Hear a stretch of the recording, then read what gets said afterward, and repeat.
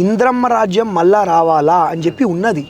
నేను ఒకటే ఏం చెప్తా అంటే ఇవాళ ఇంద్రమ్మ ఇల్లు లేని గ్రామం లేదు, ఇంద్రమ్మ పథకాలు అందని ఇల్లు లేవు, డబుల్ బెడ్రూమ్లు ఎక్కడున్నాయి, దళిత బంధు ఎక్కడుంది, ఏం చేసారు మీరు బీఆర్ఎస్ పార్టీలో ఉన్నప్పుడు డబుల్ బెడ్రూమ్ ఎక్కడున్నాయని ఇప్పుడు అడుగుతారు కదా. అడిగినాం ఎందుకు మన అది ఇంకెవరికి ఇయ్యలే కదా, అప్పుడు స్టార్ట్ చేయలేరు కదా ఎవరికి ఇయ్యడము. మీరు బీఆర్ఎస్ పార్టీలో ఎవరికి స్టార్ట్ చేయలేరు, ఇప్పుడు స్టార్ట్ చేస్తే ఇప్పుడు తెలుస్తున్నాయి ఏం సంగతి అనేది. ఇప్పుడు మల్కాజ్గిరిలో ఒక్కరికి కూడా డబుల్ బెడ్రూమ్ ఇయ్యలే అంటావు. ఇయ్యలేరంటే మీ నాన్న ఇయ్యలే అన్నట్టు. ఎందుకు ఇయ్యలేరే? మా నాన్న ఇప్పుడు ఆడ డబుల్ బెడ్రూమ్లో లేనప్పుడు ఏడికెళ్ళి ఇస్తాం మేము. ఇప్పుడు అట్లా కాదు, ఇప్పుడు అప్లై చేసుకున్న వాళ్ళేమో 1000 మంది ఉన్నారు, వీళ్ళు ఇచ్చేదేమో 10, 20, 30 ఇస్తే అంటే మేము ఇచ్చి పంచాయతీ పెట్టుకోవాలా? మాకేం సంబంధం? అలా డబుల్ బెడ్రూమ్లో మన డబుల్ బెడ్రూమ్లో లేనప్పుడు మేము ఏడికెళ్ళి ఇస్తాం? అక్కడ ఉండాలి కదా కట్టి ఉన్నప్పుడు మేము ఇవ్వాల్సిన బాధ్యత ఎవరిది? లోకల్ గా ఎమ్మెల్యే ఉంటారు. అట్లా ఎట్లుంటది? ఎమ్మెల్యేకి ఎట్లుంటది అంటే రాష్ట్ర ప్రభుత్వం లేకపోతే సీఎం అంతే కదా, అంతే మరి. ఎమ్మెల్యే ఏముండదు అంటే వాగ్దానం మేము ఇచ్చినామా? వాగ్దానం ఎవరు ఇచ్చారు? కానీ అడగాలి కదా, అయ్యా మీరు వాగ్దానం ఇచ్చారు, నా ప్రజలు అడుగుతున్నారు, నన్ను ఎన్నుకున్నారు, నాకు అడుగుతున్నాం కదనే 1 year కింద. అరే మా అంత అడిగిన ఇంకో ఎమ్మెల్యేలను చూపియే మీరు, ఇంకొక ఎమ్మెల్యేలు ఇంకొక గలమెత్తిన ఎమ్మెల్యేని చూపియండి మీరు. గలమెత్తిన అని అంటారు కదా, ఎందుకు గలమెత్తుతున్నారన్న మీరు? ఎందుకు అంటే మా కార్యకర్తలకు అన్యాయం అవుతుంది, మాతో పాటు తిరిగే వాళ్ళకి అన్యాయం అవుతుంది, మా ప్రజలకు అన్యాయం అవుతుంది. ఇవాళ మల్కాజ్గిరి ఇంత డెవలప్మెంట్ అయింది అంటే అది మైనంపల్లి హనుమంతరావు ఆ ఘనత చెందుతుంది. ఎందుకు తెలుసా? ఇప్పుడు చుట్టుపక్కల కూడా కాన్స్టిట్యున్సీలు ఉన్నాయి, చుట్టుపక్కల కూడా టీఆర్ఎస్ ఎమ్మెల్యేలు ఉన్నారు, మరి అక్కడిగా డెవలప్మెంట్ ఇక్కడే ఎందుకు అయింది? మా మంత్రి పదవి మేము త్యాగం చేస్తే ఎప్పుడు కూడా మైనంపల్లి హనుమంతరావు గారు ప్రగతి భవన్కి పోయినా, తెలంగాణ భవన్ పోయినా, సెక్రటేరియట్ పోయినా ఒకటే అడుగుతాడు, మా మల్కాజ్గిరికి ఫండ్స్ ఇవ్వండి, డెవలప్మెంట్ ఫండ్స్ ఇవ్వండి అని అడిగింది తప్ప నాకేదో సొంత కాంట్రాక్ట్లు ఇవ్వండి, నాకేదో మంత్రి పదవి ఇవ్వండి అని ఎప్పుడు అడగలే. అది మీరు గుర్తుపెట్టుకోవాలి. మీరు అసెంబ్లీలో మైనంపల్లి హనుమంతరావు గారు మాట్లాడినప్పుడు విన్నారా? అరే ఇప్పుడైనా మేము ఏదైనా చేతలలో చేస్తామే మాటలు. ఇప్పుడు మాట్లాడే వాళ్ళు 100 మంది ఉన్నారు, ఓడిపోతారు అందరు. మరి మాట్లాడిన వాళ్ళు అందరు గెలుస్తురా? ఇప్పుడు మాట్లాడిన వాళ్ళు అందరు గెలుస్తురా? ఎందుకు ఓడిపోతారు? మరి ఎందుకు ఓడిపోతారు? మరి మేమెందుకు గెలుస్తున్నాం? అసెంబ్లీలో మాట్లాడని నాయకుడు. అరే అసెంబ్లీలో మాట్లాడే అవసరం ఎప్పుడు ఉంటది? మన పని కానప్పుడు. ఒక్క ఫోన్ కాల్ అయిపోతుంది మైనంపల్లి హనుమంతరావు గారి పని. అట్లాంటి వ్యక్తి ఆయన ఒక ఫోన్ చేస్తే చాలు ఆయన పని అయిపోతుంది. ఏ పనున్నా కబ్జాలా సూపి అంటే మళ్ళీ కబ్జాలని మాట్లాడుతావు నువ్వు. సూపి 100 మాట్లాడతారు మాట్లాడేటోళ్ళు. నేను కూడా నీ గురించి 100 చెప్తా. చెప్పన్నా. అదే ఇప్పుడు నాకు నీ గురించి తెలియదు కదా, నేనంటే అందరికి తెలుసు కాబట్టి నాకు నీ గురించి నాకు తెలియదు. తెలిస్తే నేను కూడా 10 రోజుల్లో నీ గురించి 100 క్రియేట్ చేస్తా. అట్లా ఉండదే. నువ్వు చూపి అంటున్న ప్రాక్టికల్ గా మనం పోదాం. ఎక్కడ కబ్జా చేసిండు, ఎక్కడ ½ సెంట్ భూమి కబ్జా అయింది, ఎక్కడ 1 సెంట్ భూమి కబ్జా అయింది అనేది నువ్వు చూపియాలా? మాట్లాడితే 100 మాట్లాడితే ఏనాడు ఫోన్ కొడితే అయిపోతుంది అంటే ఏమైపోతుంది అన్నది. అరే బాక్స్ డ్రైన్ అయినా కానీ అఫీషియల్స్ అట్లా అలర్ట్ ఉంటారు. ఎందుకంటే మేము ఏమున్నా ఉన్నదే మాట్లాడతాం, నిజమే మాట్లాడతాం, ప్రజల కోసం మాట్లాడతాము. మేము ఎప్పుడు కూడా కమిషన్లు ఆశించలే. మీరు ఒకటి గుర్తుపెట్టుకోవాలా, కరోనా టైంలో RUB ఓపెనింగ్ ఉండే, 3-4 రోజులు ఓపెనింగ్ ఉండే, ఫండ్స్ లేక ఆగిపోయింది. అది లేక నా బ్యాంక్ స్టేట్మెంట్ ఇస్తా, నా సొంత ఫిక్స్డ్ డిపాజిట్ బ్రేక్ చేసి 1.5 crore కాంట్రాక్టర్ కి కొట్టి ఆ వర్క్ RUB ఓపెన్ అయినాక మళ్ళీ 15 days కి రిటర్న్ ఇచ్చిండు. ఇయ్యలేడని నేను అంటలే, కానీ ఎవడిస్తాడు ఇవ్వాలి? రేపు నీ అకౌంట్ల నుంచి నువ్వు ఇస్తుండా? ఏ ఎమ్మెల్యే ఇస్తుండే ఇవ్వాలా? నా అకౌంట్ నుంచి నేను కొట్టినా, నా బ్యాంక్ స్టేట్మెంట్ ఇస్తా, దానికన్నా ఎక్కువ ఏం చేస్తారన్నా ఒకళ్ళు? ఇప్పుడు మన పండ్లున్న చెట్టుకే రాళ్ళు పడతాయి అన్నట్టు. ఇప్పుడు అట్లనే ఉంటుంది. పనికిరాని వాళ్ళందరూ మా గురించే మాట్లాడతారు. ఇవాళ ఇన్ని రోజులు ఎందుకు మాట్లాడలే వాళ్ళు? రైట్. ఇప్పుడు మైనంపల్లికి ప్రజలు కావచ్చు, లేకపోతే అక్కడ ఉన్నటువంటి లీడర్లు కావచ్చు, కొంతమంది ఆఫీసర్లు భయపడాల్సిన అవసరం ఏమున్నది? ఎవరన్నారు భయపడాలని? ఫోన్ కొడితే పని అయిపోతున్నారు. అవును, ఎందుకంటే మేము ప్రజల తరఫున ఉంటాం కాబట్టి. ఇప్పుడు వేరే ఎమ్మెల్యేలు కొంతమంది ఉంటారు, వాళ్ళు కమిషన్లు ఎక్స్పెక్ట్ చేస్తారు, ఏడనో ఒక దగ్గర తగ్గాల్సి వస్తుంది. మేము రూపాయి ఆశించాం కదా, మేమెందుకు తగ్గుతాము? చెయ్యనోడే కానీ మాట్లాడుతున్నప్పుడు చేసిన వాళ్ళు మేమెందుకు మాట్లాడదు? గల్లా ఎగరేసి మాట్లాడతాం, బరాబర్ మాట్లాడతా. రైట్. వాళ్ళందరి లెక్కనే మైనంపల్లి హనుమంతరావు, మైనంపల్లి రోహిత్ 100%. Why not? ప్రజల ఆదరణ అభిమానం ఉన్నప్పుడు వై నాట్? అది చెప్పండి మీరు. వై నాట్ ఒప్పుకుంటారు మీరు? 100% పోల్చుకుంటారు గొప్ప గొప్ప వ్యక్తులతో. తప్పకుండా వై నాట్? అందరం ఈ భూమి మీద పుట్టిన వాళ్ళమే. ఎవరు సామర్థ్యం? నేను ఏమంటున్నా క్రాంతన్న, నువ్వు ఇప్పుడు ఎక్కడికి పోవు, నేను ఇప్పుడే ఎక్కడికి పోను. డౌన్ ద లేన్ చూస్తారు ఎవరి సామర్థ్యం ఏందో, ఎవరి సత్తా ఏందో, ఎవరి కేపబిలిటీస్ ఏందనేది మీరు చూస్తారు. మాటలలో కాదు, చేతలలో చేసి చూపిస్తాం. మైనంపల్లి రోహిత్ సత్తా ఏంది అది నువ్వు చూస్తావు కదా. మాటలు కాదు, చేతలు. మా సత్తా చేతలు. ఈ 3వ తారీఖు తెలుస్తుంది నా సత్తా ఏందో. పక్కా.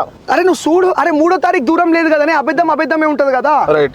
మరి రైట్ 3వ తారీఖు ఒకవేళ ఓడిపోయింది అనుకో 4వ తారీఖు నాకు ఇంటర్వ్యూ ఎవరు సరే గెలిచినా కూడా 100% ఇద్దాం. గెలిచినా ఓడిపోయినా నాకు ఇంటర్వ్యూ ఫస్ట్ ఆఫ్ ఆల్ నేను ఇంటర్వ్యూస్ ఇయ్యా అన్న, నువ్వు ఏదో అడిగినావు కాబట్టి మహేందర్ అన్న మన క్లోజ్ కాబట్టి నేను ఇంటర్వ్యూ ఇస్తున్నా. ఫస్ట్ ఆఫ్ ఆల్ నా ఒక్క ఇంటర్వ్యూ చూపియండి మీరు వేరే దగ్గర.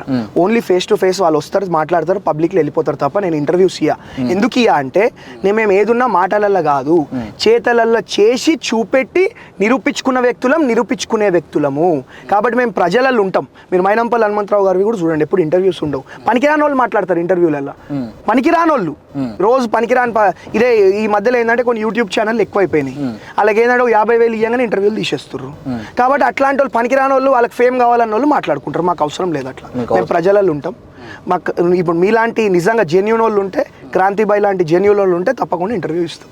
అందరికైతే అవసరం లేదు మాకు అట్లాంటి ఫేమ్ అవసరం లేదు. మేము ప్రజల కోసం కొట్లాడే వ్యక్తులం, ప్రజల కోసం గట్టిగా భయపడకుండా కొట్లాడే వ్యక్తులం. మీ రాజకీయ ఎజెండా ఏంది రోహిత్ భాయ్? ఏం లేదు, ప్రజలకు సేవ చేయాలా, అందరు బాగుండాలా, అందరు సంతోషంగా ఉండాలనేది మా ఎజెండా, అంతే. దానికంతే.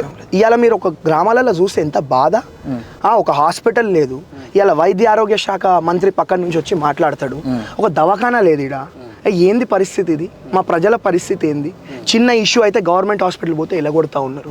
ఇన్ని సమస్యలు ఉన్నాక ఈ ఇంటర్వ్యూలు ఇచ్చుకుంటా పనికిరాని మాటలు, ఎవడో మా పనికిరాని మాటలు మాట్లాడిన వ్యక్తుల కోసం మనం మాట్లాడే అవసరమా? ఏం అవసరం? ఇప్పుడు వాళ్ళ స్టేచర్ ఏంది, వాళ్ళ కేపబిలిటీ ఏంది, మాట్లాడేటోళ్ళ కేపబిలిటీ అనేది మీరు చూసుకోవాలి. ఎవడు మాట్లాడితే వాడు వేసేస్తారు ఇవాళ రేపు యూట్యూబ్లో. ఎవడు పనికి రానోడు మాట్లాడినా వేసేస్తారు. ఏంది ఇది? వాడి స్టేచర్ ఏంది, వాడిది ఏంది, వాడి చరిత్ర అనేది. స్టేచర్ ఉంటేనే యూట్యూబ్లలో, లేకపోతే అంటే ఇది అన్నెసరీ ఏంటంటే డిస్టర్బింగ్ ఎలిమెంట్స్ అయిపోతాయి, రెచ్చగొడతా ఉంటారు. ఇప్పుడు రెచ్చగొట్టేవి ఏం అవసరం అండి? ఇప్పుడు మంచి ప్రజలకు మంచి వేయండి, ఈ పనికిరాని మాటలు వేస్తే ఏముంటుంది చెప్పండి? ప్రజలకు ఏవైతే ఉపయోగపడతాయో అవి వేయండి. ఈ పనికిరాని వాళ్ళు మాట్లాడే పనికిరాని వేసారు అనుకో ఏమవుతుంది, అన్నెసెసరీ డిస్టర్బ్ అవుతుంటారు అందరూ. కాబట్టి తప్పు అని చెప్పి నేను అనుకుంటా ఉన్నా. అది నా ఒపీనియన్. అందరు డిఫరెంట్ ఒపీనియన్స్ ఉంటాయి. It's not mandatory that every once opinion should be same అని. వేరే ఒక్కొక్కరికి ఒక్కొక్క ఒపీనియన్. ఇంటర్వ్యూ మొదలైనప్పటి నుంచి ఇప్పటిదాకా నేను పక్క గెలుస్తున్నా, గట్టి మెజార్టీతో గెలుస్తున్నా అని చెప్పి 100%. అది ప్రజల బలం, ఎందుకంటే మేము ప్రజల తరఫున కొట్లాడే వ్యక్తులం. సరే గెలిచిరు అనుకోండి, అరే గెలుస్తున్నాం అంటే మళ్ళీ సరే గెలిచిరు అనుకోండి, అట్లా కాదే. నువ్వు గ్రామాలలో తిరుగుతే నీకు అర్థమవుతుంది. అప్పుడు నువ్వు దాని తర్వాత నాతో ఇంటర్వ్యూ తీసుకో. నీకేం అవగాహన లేకుండా నువ్వు ఇంటర్వ్యూ తీసుకుంటే నీకు ఇంటర్వ్యూ వేయడం లేముంది చెప్పు? తప్పు కాదా? అవగాహన లేకుంటే ఇంత దూరం వచ్చినా అనుకుంటా. అవును మరి 100%. అరే నేను ఇప్పుడు ఏమంటున్నా, ర్యాండమ్ గా మనం గ్రామాలకు వెళ్ళిపోదాం, 10 మందిని అడిగేద్దాం, 9 మంది చెప్పకపోయారు అనుకో, నీకు ఏదంటే చేస్తా అంట. ఒక్కరు కూడా చెప్పొద్దు అంట నేను. ఏదొక్కరు కూడా 9 మంది అన్నారు కదా. ఇప్పుడు నెగిటివ్ వాడు ఎక్కడైనా ఉంటాడు, నెగిటివ్ వాడు ఎక్కడైనా ఉంటాడు. బ్యాలెన్స్ అనేది చాలా ముఖ్యం లైఫ్ లో. 10కి 10 ఏడా ఉండదు, 10కి 10 అనేది ఏడా ఉండదు. Balance is very important in each and everything లో బ్యాలెన్స్ అనేది చాలా ముఖ్యం. కాబట్టి అవన్నీ ఇప్పుడు ఉండేటోడు ఉంటాడు. అందరు నన్ను ఇష్టపడాలని ఏముంది? 9 మంది అయితే ఇష్టపడుతారు కదా, వాళ్ళకి నేను శిరసా వహించి ధన్యవాదాలు, హృదయపూర్వక నమస్కారాలు కూడా తెలియజేసుకుంటాను. ఇప్పుడు ఎమ్మెల్యే అయినారు, గెలిచినారు, తర్వాత ఏమన్నా ఇంకేమన్నా రాజకీయంగా ఏమన్నా ఎజెండా ఉన్నదా? రాజకీయంగా ఎజెండా ఇప్పుడు మాది ఎప్పుడు కూడా ప్రజల ఎజెండా ఉంటుంది, రాజకీయంగా ఎజెండా ఉండదు. ఓన్లీ ప్రజల ఎజెండా. ప్రజల కోసం ఏం చేద్దాం, ప్రజల కోసం ఏం చేసినాం, ఇంకా మంచిగా ఎట్లా చేయొచ్చు, అవే మా ఎజెండా, అదే మా ఎజెండా. రైట్. మైనంపల్లి రోహిత్ కి సోషల్ మీడియా అంటే పిచ్చి ప్రాణం అంటే ఏమంటారు మీరు? ఎవరు లేరు పిచ్చి ప్రాణం అంటే, సృష్టోళ్ళు కూడా ఉండాలి కదా. ఇప్పుడు 10 మంది ఉంటారు, అందరికి ప్రాణం ఉండాలి, వాళ్ళు ముఖం పెడితే చూస్తారా పబ్లిక్? ఇప్పుడు చూసేటోళ్ళు కూడా ఉండాలి కదా. మనం మంచి పనులు చేస్తున్నాం కాబట్టి చూస్తుండ్రు, ఇవాళ మనల్ని అభిమానిస్తుండ్రు. వాళ్ళని అదే విధంగా ఆ పబ్లిక్ ని కూడా మేము అభిమానిస్తాం. రోహిత్ భాయ్, నేను ఈ ప్రశ్న అడుగుతున్నా ఏమనుకో, సోషల్ మీడియాలో వీడియోలు పెట్టడం కోసమే మంచి పనులు చేస్తారా? మంచి పనులు ఎవరు పెడుతుర్రు? మీరు అడుగుతున్నా అంటే వీడియోలు ఎవరు పెడుతుర్రు? చిన్న షార్ట్స్ అట్లా కాదు. మీరు ఒకటి చెప్తా, ఎవరి ట్రోల్ కానంత విధంగా మీ ట్రోల్ అయితే ఎప్పటి నుంచి అవుతున్నాయి? 5 రోజుల నుంచి, 10 రోజుల నుంచి అవుతున్నాయి. నేను ఒక్కటే చెప్తా, సోషల్ మీడియాలో ఒక 6-7 ఇయర్స్ నుంచి మేము అంటే మా పిల్లలు కానీ ఎవరు కానీ యాక్టివ్గా ఉంటారు, పెడతా ఉంటారు. ట్రోల్ అయ్యేవి 5-10 రోజుల నుంచి ఎందుకు అవుతున్నాయి? ఇన్ని రోజులు ఎందుకు కాలే? ఇప్పుడే ఎందుకు అవుతున్నాయి? అది మీరు అర్థం చేసుకోవాలి. అంటే ఎవరో ఒకళ్ళు పని కట్టుకొని మా మీద కాన్సన్ట్రేషన్ పెట్టి ఫోకస్ పెట్టి భయపడతా ఉన్నారు, ట్రోల్ చేస్తూ ఉన్నారు. ఒకవేళ మా మీద ఫోకస్ పెట్టకపోతే ఇన్ని రోజులు ట్రోల్ కాలే కదా, ఎందుకంటే మేము ట్రోల్ అయ్యే పనులే చేయం. ఇప్పుడు ట్రోల్ చేయాలంటే ప్రతిదీ ట్రోల్ చేయొచ్చు. ఇప్పుడు నువ్వు మాట్లాడే ఇంటర్వ్యూ మొత్తం తీసుకొని అందులో ఒక చిన్న పాయింట్ తీసి నేను కూడా ట్రోల్ చేస్తారు. అది కాదు కదా, వాస్తవం ఉండాలి ట్రోల్ చేస్తే, నిజం ఉండాలి. ఫస్ట్ టైం నన్ను ట్రోల్ చేస్తా అన్నటువంటి గెస్ట్ మిమ్మల్ని కాదే, ఎగ్జాంపుల్ చెప్తున్నా. మీరు నన్ను అడుగుతుంటే నేను మీ గురించి చెప్తున్నా. మిమ్మల్ని ట్రోల్ చేసే అవసరం నాకు దుష్మన్ వా, దుష్మన్లను కూడా మేము ట్రోల్ చేయము, అంత టైం లేదు మాకు. ప్రజల కోసం సేవ చేయాలి మేము, ప్రజల కోసం, ప్రజలు ముఖ్యం మాకు. మా మీద చాలా రెస్పాన్సిబిలిటీస్ ఉన్నాయి, చాలా భారం ఉన్నది. గెలవంగానే అయిపోదు, గెలిచినాక చేసేవి చాలా ఉన్నాయి, చాలా ఉన్నాయి. కాబట్టి అవి మాకు ముఖ్యం తప్ప వేరేది కాదు. అది అన్న భయం అనిపిస్తలేదా మీకు? కేసీఆర్ పార్టీని, కేటీ రామారావును, హరీష్ రావును ఎదుర్కొని నిలబడ్డారు. నేను ఒకటి సింపుల్ మాట్లాడతా, మనది డెమోక్రటిక్ కంట్రీ, స్వాతంత్ర దేశము. దేనికి భయము, ఎవరికి భయము, ఎందుకు భయము? తప్పు చేయనప్పుడు భయం ఎందుకు? ప్రజల కోసం గట్టిగా కొట్లాడుతున్నాము. అట్లా భయపడి ఉంటే ఇలా ఆయన తెలంగాణ కోసం కొట్లాడుతుండేనా? అప్పుడు నేను ఏమంటానంటే ఎందుకు భయపడాలా, ఎందుకు భయపడాలి? అవసరం ఏమున్నది? తెలంగాణ కోసం కొట్లాడిండు కేసీఆర్, ధైర్యవంతుడే అంటారా? అట్లా నేను అంటలే. కొట్లాడంటే టీఆర్ఎస్ పార్టీ పెడుతుండేనా అన్న. ఈయన ఇప్పుడు కేసీఆర్ గారు కొట్లాడినరు అని తెలంగాణ వచ్చిందని నేను అంటలేను. తెలంగాణ ఇచ్చిన పార్టీ కాంగ్రెస్ పార్టీ. ఆ రోజు మాటిస్తే తప్పకుండా తెలంగాణ ఇచ్చిన వ్యక్తి సోనియా గాంధీ గారు. నేనేమంటా ఉన్నా అంటే ఆ రోజు టీఆర్ఎస్ పార్టీ పెట్టకపోతుండే కదా, అప్పుడు చంద్రబాబు నాయుడు గారు మంత్రి ఇస్తా అంటే మంత్రి తీసేసుకుంటుండే. అట్లా ఉండదు కదా. అంటే వాళ్ళకు ఒక న్యాయం, మాకు ఒక న్యాయమా? మేము ప్రజల కోసం కొట్లాడుతున్నాం, వాళ్ళన్నా వాళ్ళ సొంత స్వార్థాల కోసం కొట్లాడి ఉండొచ్చు, నాకు తెలియదు. కానీ మేము మాత్రం ప్రజల కోసం కొట్లాడుతున్నాం. ఇవాళ మెదక్ ప్రజలు మమ్మల్ని కోరుకుంటుర్రు, మల్కాజిగిరి ప్రజలు మైనంపల్లి హనుమంతరావు గారిని అభిమానిస్తుర్రు, ఆదరిస్తుర్రు. ఇప్పుడు 5 ఏళ్లలో 2 ఏళ్ళు కోవిడ్కి పోంగా జస్ట్ 3 years మిగిలిండే. ఆ 3 yearsలో లాస్ట్ 30 yearsలో కానీ డెవలప్మెంట్ చేసి చూపించిండు. కొన్ని కాలనీలు మునిగిపోతుండే, అట్లాంటిది ఈ వర్షాకాలం మునగలే. ప్రజలు చెప్తుర్రు అది. మీరు అల్వాళ్ళ శ్రీ బేకరీ ఇష్యూ చూడండి, అక్కడ ఆనంద్ బాగ్లో చూడండి, మల్కాజ్గిరిలో చూడండి, మౌలాలి కమాన్ చూడండి, ఆర్యూబీ చూడండి, బాక్స్ డ్రైన్స్ చూడండి. ఇప్పుడు వీళ్ళు అంటారు, ఏమంటారు, మేమే చేసేసినాం అంటారు. అరే పక్కన కూడా మీ టీఆర్ఎస్ ఎమ్మెల్యేలే కదా, బీఆర్ఎస్ ఎమ్మెల్యేలే కదా, మరి పక్కన కానీ డెవలప్మెంట్ ఇక్కడ ఎందుకు అయింది? మైనంపల్లి హనుమంతరావు గారే ఎందుకు చేసిండ్రు, ఎందుకు చేయగలిగినరు? నేను అదే చెప్తా ఉన్నా. ఓన్గా సాక్రిఫైస్ చేస్తే, ఇప్పుడు మెదక్ ఎమ్మెల్యే ఉన్నది, ఆమె ఏంటంటే ప్రగతి భవన్ పోతే కథం పైరవి చేసుకోవాలా, కాంట్రాక్ట్లు తీసుకోవాలా, పైసలు దొబ్బాలా, ఈ పని ఆమెది. ఆమె మన కాన్స్టిట్యున్సీకి ఫండ్స్ అడగాలన్నా కానీ ఆమెకు ముఖం ఉండదు, ఎందుకంటే ఆమె చేసేయన్నీ తప్పులే. మైనంపల్లి హనుమంతరావు గారు అట్లా ఛాన్స్ ఇయ్యారు కదా. ఎప్పుడు పోయినా కాన్స్టిట్యున్సీ ప్రజల కోసమే చేస్తున్నప్పుడు భయపడే అవసరం ఏమున్నది? భయపడే అవసరం ఏమున్నది? మీకు అర్థమైందా? కాబట్టి ఎప్పుడు పోయినా నా కాన్స్టిట్యున్సీకి ఫండ్స్ కావాలా, నా నియోజకవర్గాన్ని అభివృద్ధి చేసుకోవాలా, అది చేసుకుంటే చాలు అని అనుకున్నాడు. కాబట్టే ఇవాళ మల్కాజ్గిరి నియోజకవర్గం అభివృద్ధి చెందింది. లేకపోతే ఎందుకు? మరి పక్కన కూడా ఉన్నారు కదా, పెద్ద పెద్ద మంత్రులు ఉన్న నియోజకవర్గాలు కూడా ఉన్నాయి. మరి మేడ్చల్ ఎందుకు అట్లున్నది ఇవాళ పరిస్థితి? మొత్తం వ్యతిరేకత ఎందుకు ఉన్నది అట్లా? వాళ్ళు ఎందుకు చేయలేదు? ఎందుకంటే దాచుకోవడంలోనే వాళ్ళకు ఉన్న టైం సరిపోయింది.